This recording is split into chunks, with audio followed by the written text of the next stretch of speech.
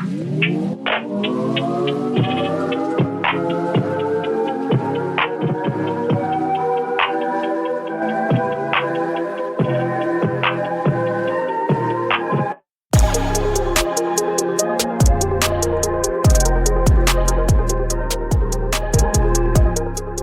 back to another episode of the award-winning Bites and Bytes Podcast. I'm your host, Kristin Demoranville, and today we're talking about something we all can secretly agree on. Cybersecurity shouldn't suck. Joining me today is Tom Sego, a cybersecurity leader with a wildly diverse background. He's done everything from chemical engineering to working at Apple to a professional poker player to wine importing.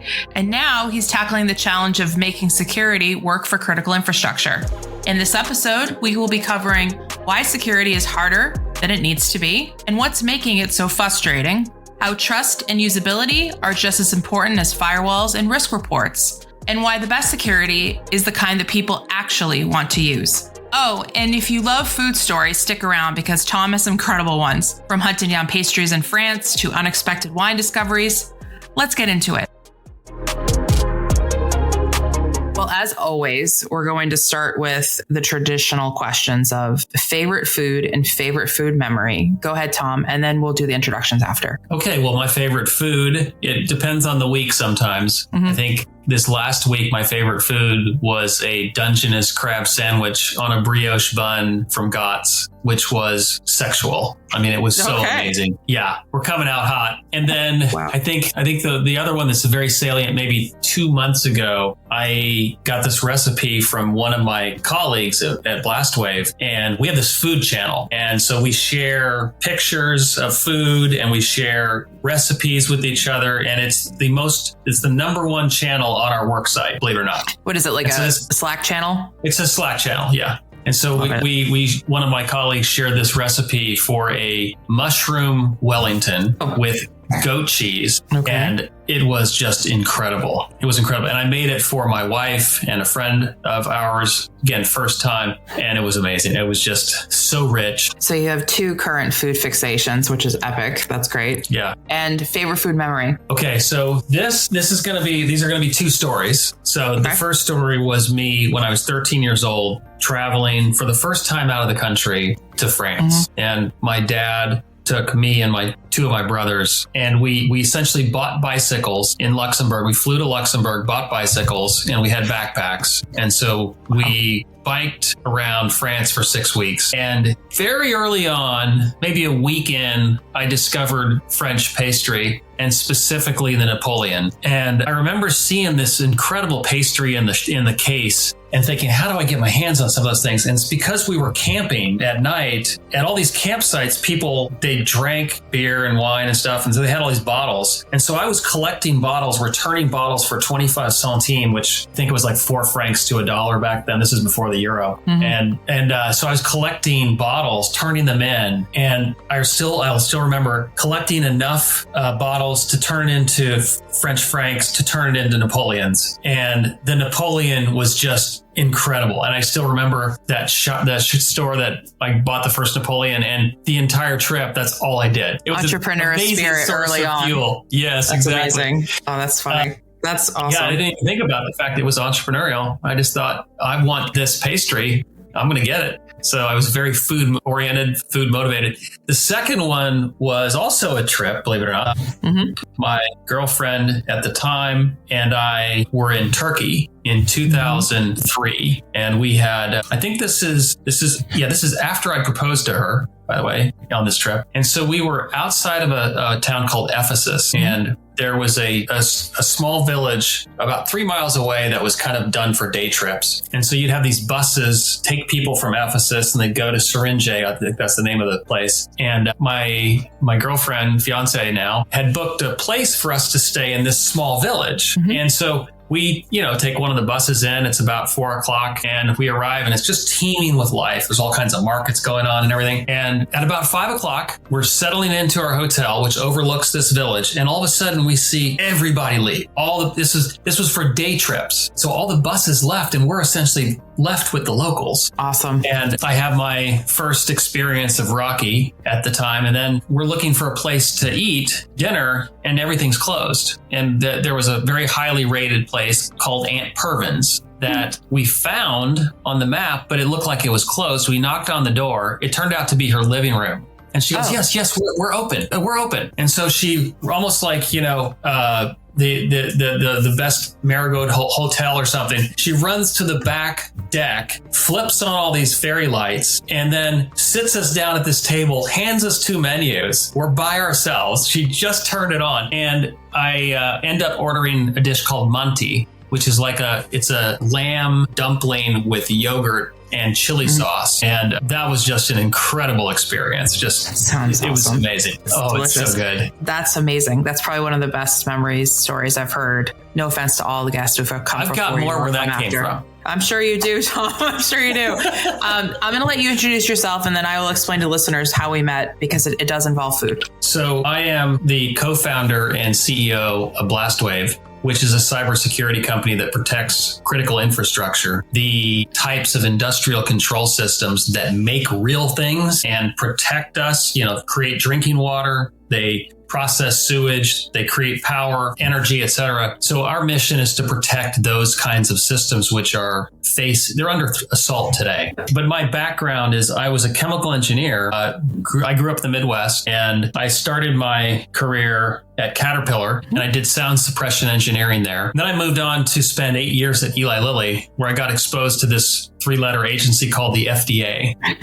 And I got exposed to all of the regulations related to the FDA through a pharmaceutical manufacturing lens, and just came to love manufacturing. I took a trip to Archer Daniels Midland to see how these rail cars full of corn from nearby farms were converted to syrup and other kinds of products. And that was a life-changing experience. Just that 1-day tour of Archer Daniels Midland in Decatur, Illinois was just incredible to see how the hard work that farmers kind of pour into their job to feed us, and then looking at the supply chain and how that gets processed and turned into goods that eventually end up on grocery shelves. That's just almost a magical process to me. It is. So I spent 8 years at Eli Lilly, and then I went to business school, decided I wanted to try to have a bigger impact. And then I went to Alta Vista, and I went to Emerson Electric, and I did process control. It was like Emerson had a division called Fisher Rosemount, which did process controls for food and beverage and pharmaceutical and other kinds of plants. I did corporate strategy and business development there. And then I went to Alta Vista, did product management. Then I spent 10 years at Apple, and I ended up running worldwide sales support there. And that was a very transformational experience. And it's really colored the way I view cybersecurity today.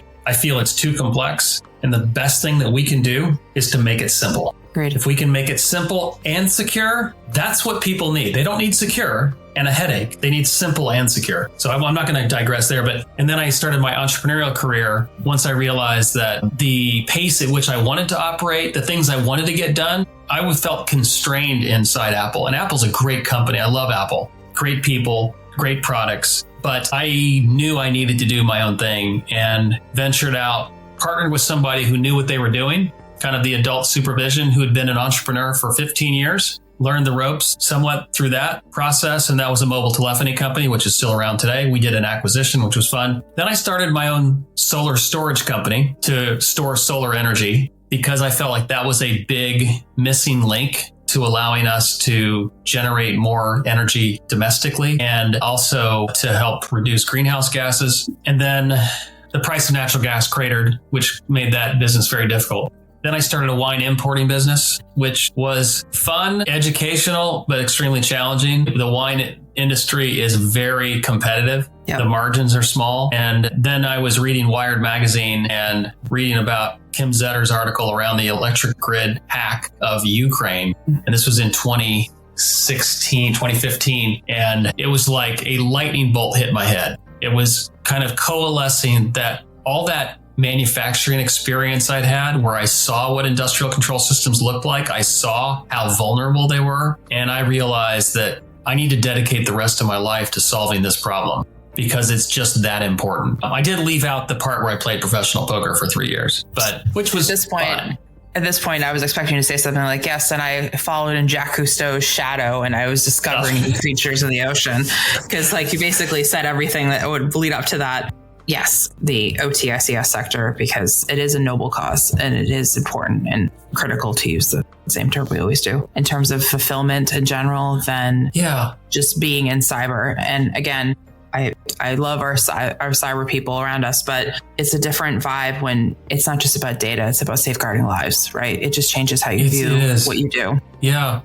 And I feel that there may be other industries like this, but it's one of the few industries where I feel like we are all on one team as defenders. There's a community of people who I even created what's called the OT Zero Trust Alliance to help facilitate more sharing, more thought leadership collectively that helps benefit our customers as opposed to helps us individually as vendors, because that community aspect is something that I just feel deeply to my core. Yeah, I definitely agree with the community aspect. I think it's the best community in cybersecurity, and I am biased and I don't care. I'll say it.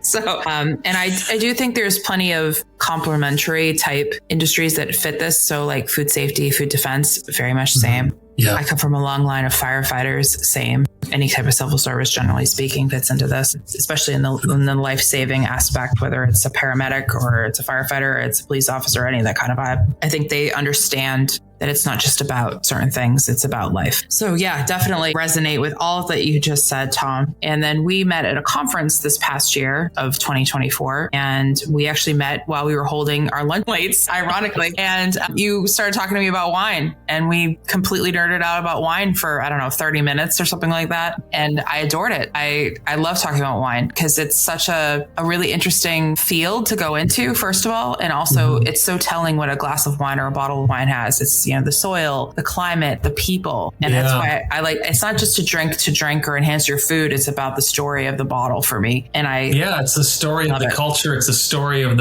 in some cases, it's many cases multi-generational. It's about the land. It's about the sweat. Yes. Well, not in the bottle, but yes. No, yeah.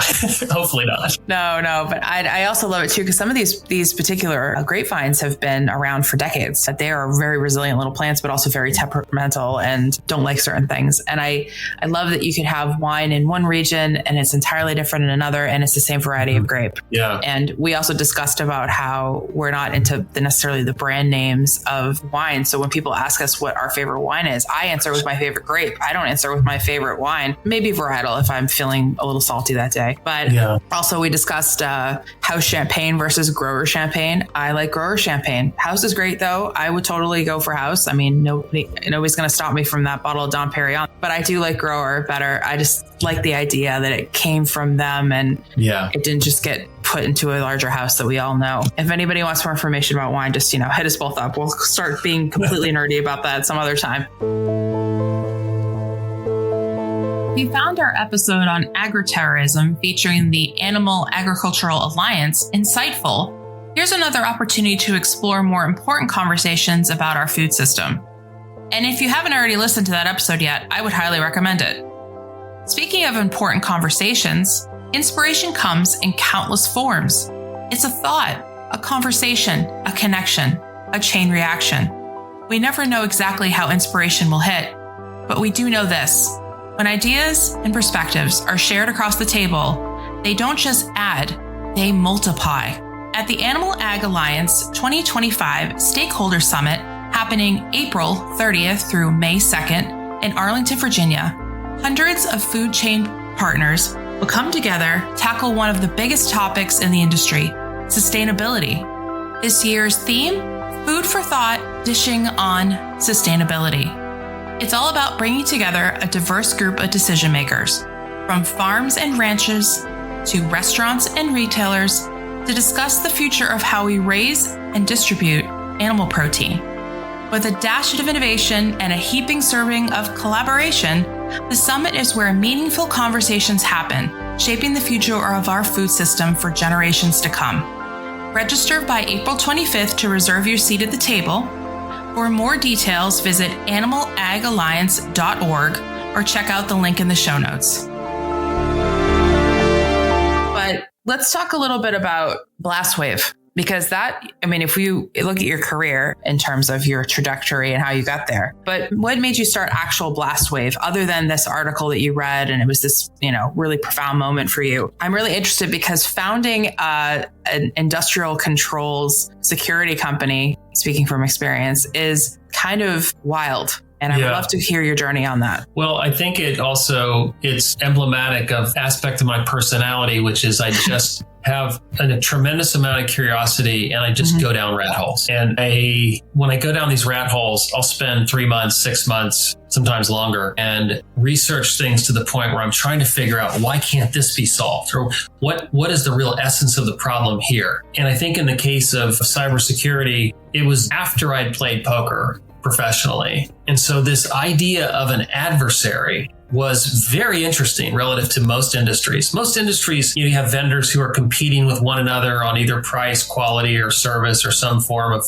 fashion, but they don't have an adversary. They don't have a third party that's trying to beat all of them and punish their customers. And that presence of an adversary who's smart, has very sophisticated tools, who increasingly is using AI more effectively, offensively, than what the defenders can use AI for. So that aspect of the adversary, I think, makes it somewhat unique to other industries. And it presents a level of challenge. And so anyway, as I was down this rat hole, I just started to get this thesis that the problem with cybersecurity is not the technology. The problem with cybersecurity is the human. Yes. And if we approach this from a human-centric view, looking at first principles and figuring out when you go and catalog 100 accidents that occur, incidents that occur in OT, invariably, almost all of them are the result of some human action or human inaction. It's either someone clicking on a link in a phishing email, or it's someone sharing usernames and passwords on a sticky note on an HMI in a control room, or it's a misconfigured firewall, or it was configured correctly by the IT group, and then conditions on the ground changed, and those firewall rules created conflict. And then that led to people to then lower their defenses because the people couldn't get their work done. And that led to problems. So it was this realization that you've got the human adversary and you have the user who oftentimes, when they face friction, they're looking for workarounds. Yep. And so I thought, man, I spent the first decade of my career learning about how to make stuff in factories. And then the second part of my career was at Apple, trying to make things simple and boil down complexity. I just felt like I'm at this nexus of these two. And I had the privilege of spending a lot of time with the operators, the superintendents, the engineers, the people who do this kind of hard work. And I just felt like I was in a place where I could actually make a difference. Love that. The human-centric is also another reason why you and I vibe really well, because I'm the same mentality. Technology doesn't screw up, we screw up.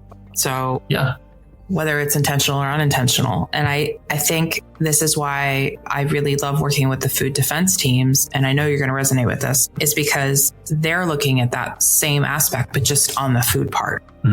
And I love how now they see cybersecurity as a partner in that journey, because everything is digital. The equipment that makes the food, the equipment that brings the food in and out, the equipment that picks and harvests the food, everything, it comes back down to technology. And I think a lot of people are really hung up on AI, which is fine, rightfully so. It's, it's the new shiny, if you will, in some ways, but it's not really that new. It's just a new way of branding it, if you will. And I think we play so much defense in security.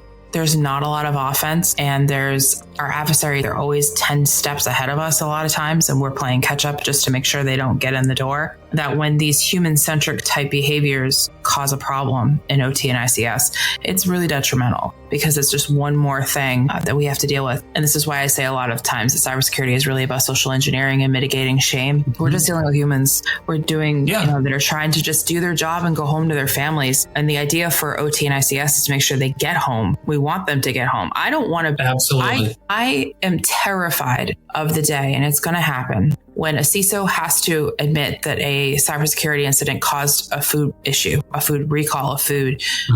foodborne illness and people couldn't go home that day. That is going to be the worst moment for a CISO, because right now they're very focused on data, and that's fine. Rightfully so. I get that, right? There's a whole lot of regulations. There's a whole lot of things. If you add privacy into the mix, there's a whole other side to that. But the fact that a CISO will have to stand up and say someday, this was because of a cyber attack, OT or an IT or whatever it was, that's going to be a really sad day for our industry. And I would like to be on the side of proactive right and keep pushing that we have to keep doing the right things. And we're still figuring out as we go, right? I mean, Tom, this is still like the plane being built while we're in the air kind of vibes at times. Totally. Yeah. Well, I was also thinking, you bring up safety. One thing I left out of my bio is that I became a certified safety professional when I was at Eli Lilly, and I ran safety programs. And this ties back to cybersecurity, because my thinking back then was looking at the human, both the human behaviors, but more importantly, what were the antecedents, the things that human beings would think about that would lead to an unsafe or at-risk behavior? And could we design out those risks? And so that proactive approach of trying to design out risks, eliminate entire categories of risks if possible, is exactly the fundamental first principle that we put in place at Blastwave, which is, can we engineer out the risk of, let's say, social engineering and phishing? Because again, I don't want to talk too much about our product, but we eliminate phishing as a risk category because there are no usernames and passwords. And we fundamentally tried to make this as easy as Apple Pay. So the idea was just to make it, again, simple and secure. Yeah, it's such a hard thing because we don't have the attention spans that we used to. People aren't willing to sit there and figure it out. I know Apple Pay is amazing, and I feel like the US still hasn't completely grabbed onto it. If you go to Europe, everything's touchless for the most part, except for those small little villages where you have to have cash. And I love it. And actually, we were just talking about this after a trip to the UK recently, that I didn't take my card out once. I just paid on Apple Pay the entire time I was there. And I feel like adoption is slow, especially in food and ag, because trust is a real big problem. Yeah. You have to earn your right into these places. It's same with some of the utilities as well, right? Rightfully so. I always say that, food and ag and water are the kids' table. We have to fight for our right to get to the big table, even though So why do you think, I know you're the interviewer, but why do you think that trust has been either slow to build with the security community and the food industry? What's getting in the way of that? I think it's lack of knowledge about the industry. I think that's one of the big things. If you don't talk the talk or walk the walk properly, I'll give you a good example. The same conference that we were at, I happened to sit at one of the tables that was denoted food production table. And of course, nobody sitting there was from food, except for a couple of gentlemen that were from a well-known company. I'm not going to say the company, but you've probably eaten the food. And I purposely sat next to them because they had their little t-shirts on. They were branded, so it was very obvious who they were. And I said, "Hey, how you doing? Tell me about what your production is like." I really was interested because I'm just like you, Tom, super curious, and I'm going to ask crazy questions. So we got chatting and had this really great conversation. And so the rest of the table sort of had this educational moment. You could watch the light bulbs clicking on. Oh, I didn't think about that. Okay. And at the end of it, the gentleman stood up and said, "I have never sat at an OT or ICS conference and had a conversation with anybody who understood food production. Thank you very much, because I now feel like I'm not alone." And I thought to myself, that's what it's like being in the food and agricultural industry, because you feel like you are on an island. It's manufacturing. You can 100% show up to a manufacturing conference and dominate the conversation. But because it's food, which again goes back to food safety, regulations, heavy forecasting on budget, you're running everything on bubblegum and shoestring, it feels like. Low margins. Everybody's got 3 or 4 hats on. I didn't even know I was doing OT back in the day when I was doing IT at a bakery company. It wasn't until I realized that I was doing it, because I had a conversation with an OT engineer, that I realized, oh, I'm doing that. But I never really saw the difference or the vibe or that convergence crap. I was already doing it, Yeah. And I think if you come in with the attitude of, I understand what you're going through and all the pressure you're under and all of the different nuances that come with food, have people get into the door a little bit better. But the trust factor. Hey, listeners. I just want to take a quick moment to say thank you. Because of you, the Bites and Bytes podcast, which is also an award winner, has officially passed 8,000 downloads. Wow. I am beyond grateful for this incredible listening community. Your support, your shares, and your feedback keep this podcast growing. If you've enjoyed this episode, please do me a favor though. Like, comment, and share. The more people we reach, the more we can raise awareness about the real cybersecurity challenges and critical infrastructure. Now, let's jump back into the episode. So let's take it like one step. We'll just take it all the way back. We'll make it simple as you've been trying to do with everything. You're a farmer, multi-generation. You're probably like the 6th generation. Let's say your primary crop is soy, because God knows everything is made with soy. And you have a new regulation where there's a traceability rule that just came out. We need to know what seed came from what plant. How are you going to do that? Most likely with technology. Who pays for that tech? You do. As the farmer, you're paying for that tech. You might get a grant, you might get some supplemental tax relief or something like that, but most likely you're paying for it. How are you going to pay for it when your entire harvest covers your entire life every year? Multiple harvests, probably. You're going to mortgage your house. So you put your house and your family on the line every time. And the funny thing is nobody gets that. Nobody understands that except for those of us that do. If you were going to let people into your life, that trust factor has to be so high because you're basically putting your life into their hands, if you will, which puts an entirely different mindset on the situation. So this is why I always say, do you actually need that tech? Is it necessary? Are you required? Okay. That's a really good point. The risk is so high in this area of their life, they can't take on even a small amount of incremental risk. Correct.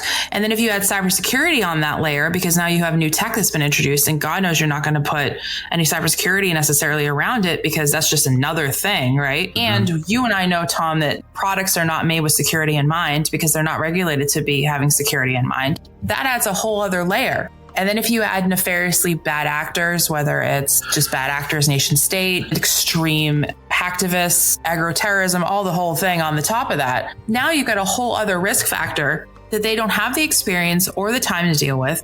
They're probably completely freaked out about it. They might be being terrorized for various things. Their farm has been exploited for whatever particular reason, and they can't get their crop to move off or on the farm. And all these things come into play. If I was a farmer, all because of that traceability connection that was not their choice, that was imposed upon them by the government. Now they're facing those extra consequences as a result of that. You got to feel for it. It's so frustrating to me that at the end of the day, it usually ends up being the farmer that's the one that has paying the price. It's not the consumer. It's not the manufacturer of food. It ends up being the farmer, the base starting point, right? That's wrong to me. That's wrong. But we could have a whole other discussion about that at some other time. And I'm sure I will be happy. By the way, I'm working actively with a company that is trying to reduce the cost of various aspects of farming to enable traceability. Yes, that's what we should be doing. They've told me they need us on 100% of their work streams to protect them from cyber threats. So in that way, the farmer then is going to save money because they're going to use fewer pesticides, less water and so forth because of their technology. And then they get the traceability and security for free, essentially. Yeah. And especially since there's all these sustainability requirements that are happening, right? The UK is a great example. The farmers have to live up to this sustainability aspect, which is going to be done with precision farming. But the adoption of technology hits that trust button again. Because why am I going to bring this new equipment in? And what we're doing right now works. What's wrong with the way I do things? Are you telling me that there's something wrong with me? And it goes back down to that shame level of building trust. It doesn't require you to point a finger at somebody and say you're not doing it right. It starts with partnerships and alliances and camaraderie and a sense of community to go take it all the way back. Yeah. That's what we need to do. And cybersecurity is not exactly a welcoming community, let alone are we good with each other at times. And it's really hard because we have to start focusing on empathy and mitigating shame to get to the risks. And it's so hard in this space because, again, I think this is part of the reason why food and ag has been left to the side is because you actually have to deal with the human factor differently. And you can't just bulldoze your way in. Well, and I think the other thing that also dawned on me as I was researching this back at the genesis of Blastwave was that the people that are in the cybersecurity industry is some of the highest density of computer science geeks, who, by the way, I love. I get along with. I played a lot of Dungeons and Dragons with these guys. Hey, Dungeons and Dragons is where it's at. You learn community building right then. I played it for years too. Right. The computer science. So you have this these like computer science folks who, again, high incidence of being more socially awkward, less empathetic, more like Spock, less like Kirk. And so I think that also felt like that's another reason why there is some gaps in the way things are done, because are you empathizing with the farmer? Are you empathizing with the shipping person? Are you empathizing with the person running the grain elevator? Where are you empathizing, or are you just looking at your bits and bytes, or bytes and bytes in this case? You're just looking at source and destination IP addresses and firewalls and routers. Yep. It talks about, we in OT, we can't stay siloed. We have to go across the whole system. I say this all the time. Happy to be a disruptor. Like, I'm 100% don't do silos very well. I want to run across the whole thing. I want to understand everything. I want to be curious. Yep. I am curious. It's the systems thinking approach, Tom, which you also have. We understand that if you mess up something here, across the pond is going to have a problem as well, if you will. Or, it's all one big system. If you have an issue with access control at the front of your factory, you're going to have a problem at the other end when things are leaving. I think people need to start seeing, instead of just sitting in their role as a food safety person or as a farmer, you have to start seeing the larger picture, your distribution, your transportation, logistic. How do you interact with the people around you? Are you interacting with them because it's been part of your generational situation for a long time? Or have you vetted these people? What's that vet process feel for you? What does that look like for you? I think we have so many aspects to deal with. And then you have people that are like, I could make your tractor autonomous. And the security community goes, don't do that. Or if you do that, you need to do 15 other things to, help. Right. And I love helping people, but I don't want to create a position where the help hurts, right? We don't want to do that. And I think both of us as CEOs in our own companies understand that. We don't want to create things that make it worse. We want to create things that keep it simple and keep it moving, right, in the positive direction to keep away from these attacks and also be resilient if you go through it. The idea is to keep people safe and still keep your company together if something does happen. One thing that I'm going to digress a little bit, but I think it's in the same spirit and theme of what you're talking about here. And it's kind of looking at like the last several hundreds of years and looking at some of the patterns that have developed over this time. And what's interesting is that a lot of these technological breakthroughs have happened in various points where we had indoor plumbing, for example, or we had, instead of individual wells, we had public water. Instead of individual generators with water wheels, we had the electric grid. Instead of having horses, we created this interstate highway system. The same thing with logistics and shipping with barges and moving to containers, computers from mainframe to PC to network PC to cloud. So you've had these kind of changes and breakthroughs, and recently it's AI. But the question is, in order to benefit from that technological breakthrough, it has to be safe. Yes. You can't have drinking water unless it's safe drinking water. You can't have electricity going into your house unless it's safe and your house isn't going to burn down. AI safety, we don't even know how to do that today. No, we're figuring it out as we go. Again, we're building the train. We're connecting the farms, we're connecting all this infrastructure in the food and beverage industry. And so Blastwave is trying to make that connectivity safe and do it in a very light touch overlay manner. So it allows the people to focus on their business, not having to learn all this other mumbo jumbo, cybersecurity. Yeah, I don't think that you need to be a user and understand all the terminology. I don't think you do. I do think if you're going to be in an industry that's surrounded around it, so if you're food safety or food defense, you should understand cybersecurity technology and you should understand how it's going to interact with your world. I think if you interact with it in a holistic way, I think you should understand it. I also think that security awareness in general is a super underserved market. We really need to get better at it. We need to make it more digestible, to use a pun. Yeah. And I think that's hard because this is why I think role sector-based trainings are super important. It's not going to resonate with you if you take a training for a security engineer and you are an operator on a production line. That's not going to resonate. That means nothing. Kristin, I don't want them to have to go to a single minute of training. I want to make the cybersecurity controls and I want to make the functionality safe so they don't need to worry about it. We solve that in the back end. We make the easiest way the safest way. That is that's a huge undertaking, right? Especially since there's so many factors that can interact with that. Well, this is actually one of the interesting things about the security industry in general is that you want to keep on adding layers and layers and layers of things that increase complexity. Steve Jobs would always say, that making things simple, reducing complexity to something simple is very, very hard. Because you have to understand exactly what the essence of what you're trying to accomplish. And it requires a lot more work than just throwing another log on the fire. Yeah, because you wouldn't want to have like a 25 layer cake. That's really complicated to go after and eat, right? If you want to take it to food level. And also, no, ew, like that's a lot of cake. And I'm not into that anymore in my life after working in a bakery company.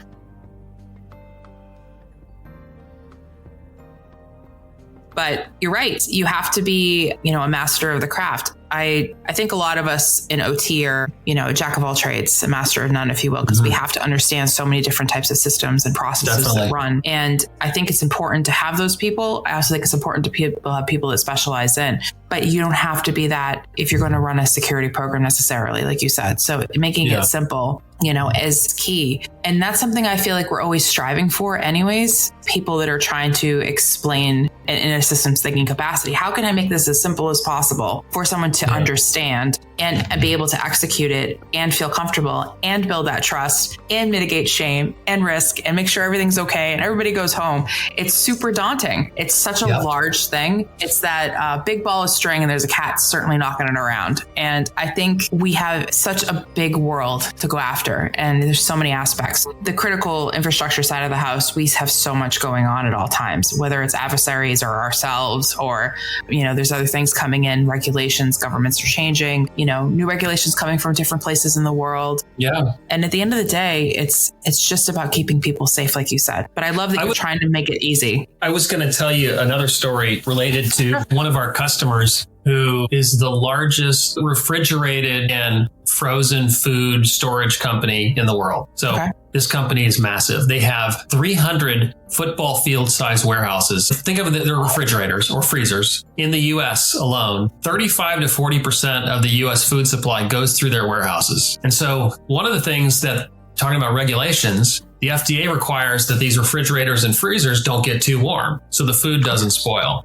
which means they need to have connectivity to logs that show the temperature profile of each one of these. And so we helped this company deliver security to those refrigerators and freezers. And we did that in a way that allowed them to remotely manage it and also connect it to the cloud data services that they wanted. It was a really great project and they were just thrilled. They ended up, again, kind of starting out with a very small installation, and now they're 100 times the size they were customer of us two years ago. That's really intense. I was talking to someone recently who was telling me about how cold storage trucks in transit can be hacked. And how it is actually pretty easy. But you'd have to obviously get a vehicle next to it. You'd have to have a driver and the hacker would have to get into it remotely. It's a lot of things. Well, so it's easy, but it's very Fast and Furious vibes. It's very Fast and Furious, but I'll tell you, the reason that they came to us is the reason that a lot of customers come to us is that they were hacked. Yeah, of course. And it was a very innocuous hack. But what the vice president of research and development realized is there were only 4 steps that would be required to turn these giant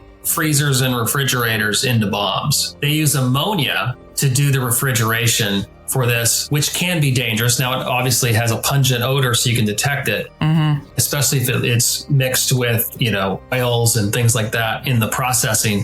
But the point is that they realized that this could be extremely dangerous if a hacker was able to get access to these things. So they put in place a very impressive, I would say, approach to securing these warehouses, not just to meet the FDA requirement on refrigeration, but also safety of all their plant personnel and neighboring communities. I think that's something that we have to take into account with OT in general is what's the greater consequences beyond the facility, right? Yep. That would be quite an environmental disaster ultimately and could affect the drinking water. It could affect air quality. But it's so fascinating that when you start stacking data like that with the environmental or social, even governance data, it starts to give you this really beautiful profile of the facility. And I'm actually almost pitching my own product right now. Sorry, everybody. And it's actually really interesting to look at this data because Tom, you and I are like data nerds. We like to learn, Yeah. And the more information I have that I can learn about, the more infectious I get about it. And knowing that we can solve other problems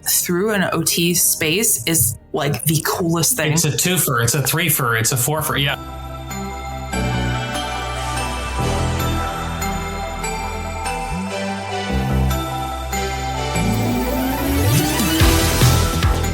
cyber community, are you ready to level up? Because Wicked 6 is back, and this time it's bigger and bolder. Woo-hoo! March 28th through the 30th, it's a 3-day global virtual hack and chat event where women worldwide come together to play games, compete, learn, and connect. We've got international speakers, technical talks, hands-on workshops, and of course, the cyber games. Think Capture the Flag, Attack and Defend, and high-stake teams tournament, all streamed live over 3 days. Whether you're just starting out or a seasoned pro, there's a challenge for you. Plus, there's also networking, prizes, merch, and so much more. If you've got a great story to share, consider applying to be a speaker or host a workshop. Want to show what a cybersecurity career really looks like? Submit a day in a life video. Want to get involved? We're also looking for volunteers, referees, and challenge developers to help make this event even more amazing. And if you're a company looking to sponsor the future of women in cybersecurity, check out our sponsorship opportunities. Right, perfect. Okay. Head over to wicked6.com to sign up. All the details and links are in the show notes. Let's level up together.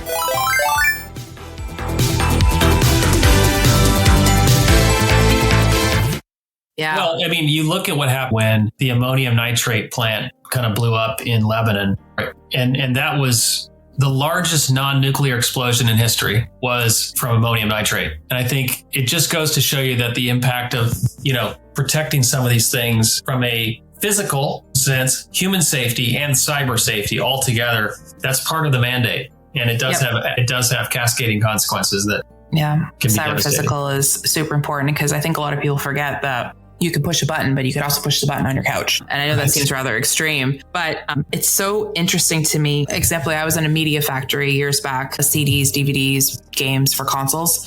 That's actually a highly chemical-based process. Yeah. No idea. I'm just an average person. I wouldn't have known that. And look at what's coming in on the trucks. You're going to see pellets. Yeah. And it's fascinating because when I was there doing a security audit, I have a degree in environmental management. This is no surprise to anybody listening.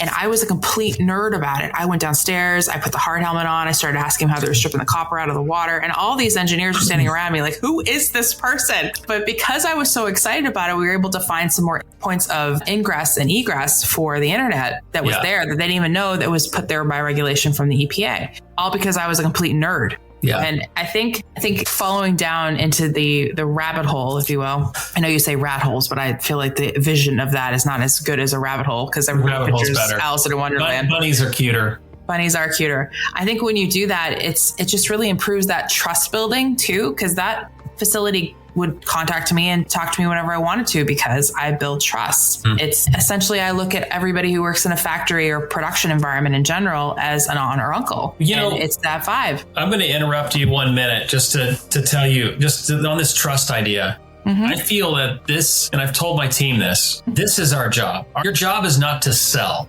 Your job is to build trust and prove to the delight of the customer, the prospect, that we are working for them. They're not buying something from us. We are working for them. And that mentality is something that is essential in our culture to have the right kind of service mindset. We have to, especially when you're going to be working with food and ag. If you come into it of, I am got the answers, and that's not going to work. They're going to kick you right out, and probably really hard, actually. I don't like that type of mentality anyways. I wouldn't want someone in my house like that. Why would I show up like that? Ew, It's gross.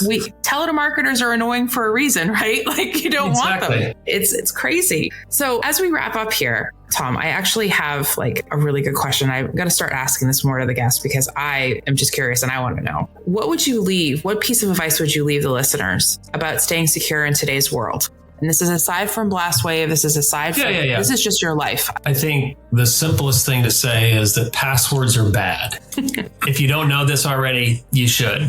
But I think that's one thing. In a world in which the marketing can be very confusing, it's really hard to know when a product actually works and when it doesn't work. I think you've got to think, is there a way to demonstrate that I am protected? Is there a way for me to sleep better at night? How do I know that? And by asking a series of questions around what controls do you have? What threats do you face, and can those controls address those threats? You don't have to have a PhD to ask some of those basic kinds of questions. You don't have to be a CISSP trained security person to ask those kind of questions. But I think the other thing, there's a lot of talk around AI that people are scared about, and rightly so. AI is very powerful. My 16-year-old son wanted to get his first service job. He wanted to go work at a restaurant or a grocery store. And we looked at his experience, and I wrote a prompt in ChatGPT. It took us 3 minutes to put together his resume.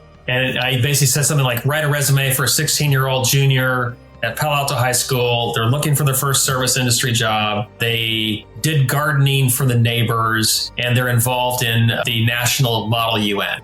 And it spit out in less than 30 seconds a very professional looking resume. So it's a very powerful tool, and people are aware of that. I think the other thing is that AI does two things really well. AI automates things better, and it personalizes things better. And so if you can eliminate the risks that are being automated or personalized, you're cutting AI off at the knees, the offensive AI off at the knees. Mm-hmm. And we've actually built this, this kind of philosophy, I think, is really important for us as a community to figure out how to better defend against these AI weaponized threat vectors. So, yeah, I think it's an evolving landscape, if you will. And I think it's going to, unfortunately, take a few bad events to happen before we really get a good handle on AI as a whole in terms of the offensive AI and the defensive AI. But I don't think that people should be afraid of it.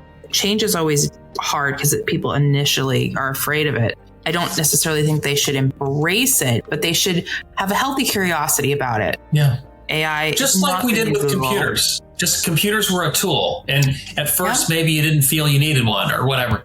But then as you started to learn a little more about how you could use that tool, then it became productive and helpful as opposed to daunting. Yeah. And I think as long as we do this in our lives anyways, we're constantly mitigating and assessing risks in our lives at all times. If I run really fast down the stairs and I'm holding like things that are too heavy, I'm probably going to fall down the stairs, right? Like those kind of things. Yeah. Or I have a healthy distrust of lettuce because of E. coli, Yeah. I make better decisions on my food because I have these set of knowledge now with food. And I think that we learn to look both ways before we cross the road, that kind of stuff, right? I think we have to start doing that with AI a little bit. Don't use it as your search engine necessarily. You can ask it questions, but make sure you verify it. Simple enough.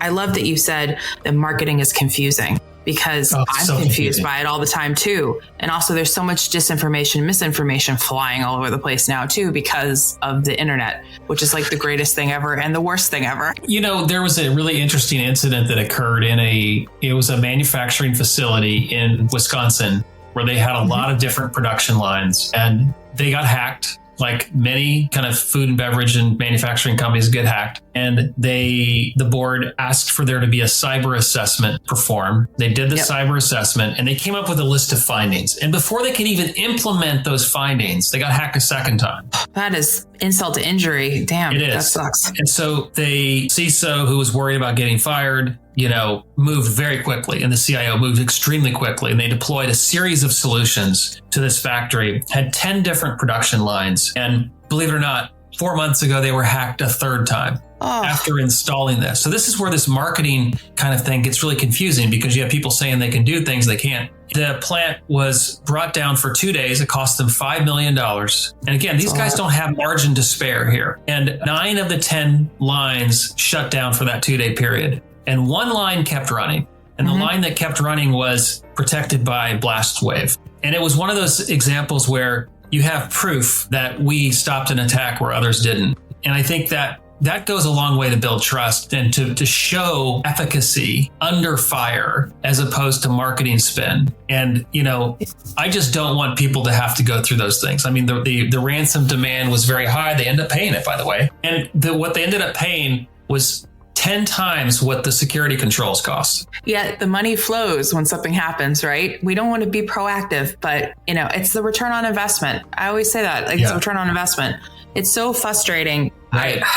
And it's almost one of those, you wish you could take all of your knowledge of all the things that happen and around hacking and everything that happens and just somehow give it to the people that need to make the decisions about spending that money. I want to talk to these food and beverage folks about how to protect them. And I just feel this calling to protect our food supply chain, and anything I can do. We're much more cost effective as a company. But I mean, I'm not even talking about money. I just want to work with these folks to help protect them, because they're exposed in areas, and they shouldn't have to learn all this stuff. They should be able to have a trusted partner who can look out for their best interests. Absolutely. 100% agree. And I hate that most of the time when we interact with companies that they've been hacked or they've had an issue.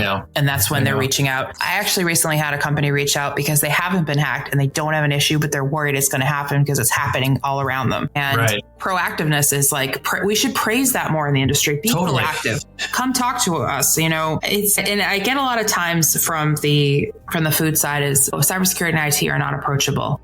You guys are really just not friendly. And I say, well, you're obviously talking to the wrong people. Like, you need to find the friendly. Find your friendly. Yeah. There's a lot of friendly people. There's a lot of friendly people, and there's a lot of people that talk your ear off, especially if you work in a food company. Bring them food. Bring them food. And I always say that, nobody's going to not be friendly to you if you drop a cupcake on their desk, You'd have to be a really, borderline evil human if you're not going to smile for something like that on your desk. Yeah. Well, thanks, Tom. This has been a really fun conversation. I'm really glad that we get to reminisce about the things that we love in the industry and what we're trying to do to support it. And you've got great stories. So thank you very much for the work that you're doing. Well, thank you for the work you're doing, and congratulations on your award-winning podcast now. That's very impressive. So appreciate that. I'm just trying to get the word out that we are here and we're trying to be part of the community and build trust rather than just the disgruntled IT or cybersecurity person who is frustrated. Yep. Anyways, thanks so much, Tom. Thank you. Take care.